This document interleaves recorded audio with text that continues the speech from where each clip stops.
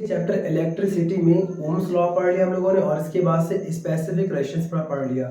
अब इसके बाद आज का हमारा टॉपिक है इलेक्ट्रिक पावर। ठीक है, तो देखिए अब इलेक्ट्रिक पावर को पहले हम डिफाइन कैसे करते हैं। तो देखिए इसका जो डेफिनेशन है यहाँ पर डिफाइन कैसे करेंगे इसको हम लोग। It is the rate of consumed energy. आप एनर्जी को यहाँ पर वर्क भी बोल सकते हैं, ठीक है ना, बट इलेक्ट्रिसिटी में इसको हम एनर्जी बोलेंगे। आमतौर पे एनर्जी और वर्क बात एक ही है, ठीक है। It is the rate of consumed energy and work done. Full stop. और उसके बाद से आप यहाँ पर दिखा देंगे it is shown by capital P. Symbol यहाँ पर क्या बन गया, ऐसे कैपिटल पी बन गया, ठीक है, सिंबल इसका हो गया। अब इसको यहाँ पर दिखा देंगे फॉर्मूला इसका। तो फॉर्मूले में इसी डेफिनेशन के अकॉर्डिंग दिखा देंगे फॉर्मूला इसका। पावर इज इक्वल टू, अब देखिए यहाँ पर क्या लिखा हुआ है, यहाँ पर लिखा है रेट ऑफ। रेट ऑफ का मतलब क्या होता है, डिवाइड बाय टाइम, यानी कि हमने यहाँ पर टाइम से डिवाइड कर दिया, ठीक है, टाइम टेकन, या फिर टाइम लिख दीजिए, बात की है। और ऊपर यहाँ पर क्या होगा, यहाँ पर कंज्यूम्ड एनर्जी, यानी कि यहाँ पर ऊपर आ गया एनर्जी, ठीक है। उसके बाद से पावर का सिंबल है P is equal to energy का सिंबल E या W। तो फिलहाल हम यहाँ पर ले रहे हैं W, ठीक है। आपके एनसीईआरटी के अकॉर्डिंग यहाँ पर हम लोग W पुट कर रहे हैं, ठीक है। W अपॉन T, ये बन गया पूरा फॉर्मूला। मतलब P यहाँ पर क्या पावर है, एनर्जी यहाँ पर क्या W है, और टाइम यहाँ पर T है, ठीक है। इसके बाद से आपको दिखा देना है यहाँ पर पावर की यूनिट यहाँ पर। देखिए एक तो यहाँ पर निकाल के दिखाएंगे हम लोग यूनिट यहाँ पर फॉर्मूले के अकॉर्डिंग।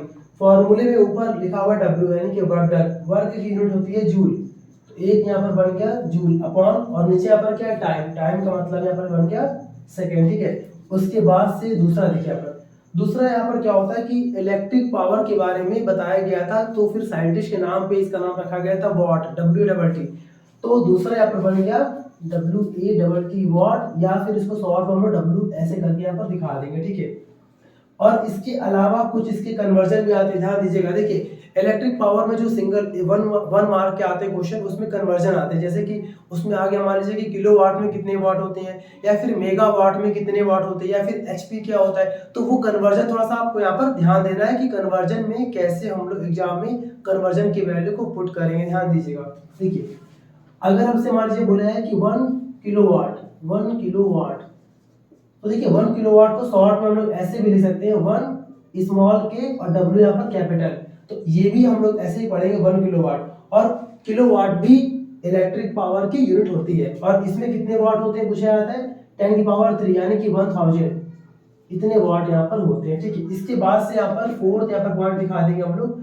फोर्थ पॉइंट में इसका एक और होता है हॉर्स पावर, ठीक है ना।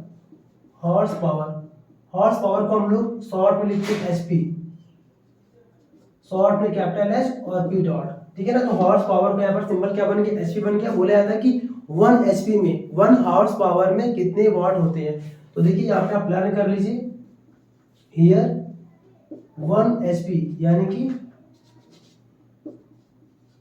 हियर 1 HP 1 हॉर्स पावर में 746, यानी कि 746 वाट होता है, ठीक है ना। यहाँ पे पूछा जाता है।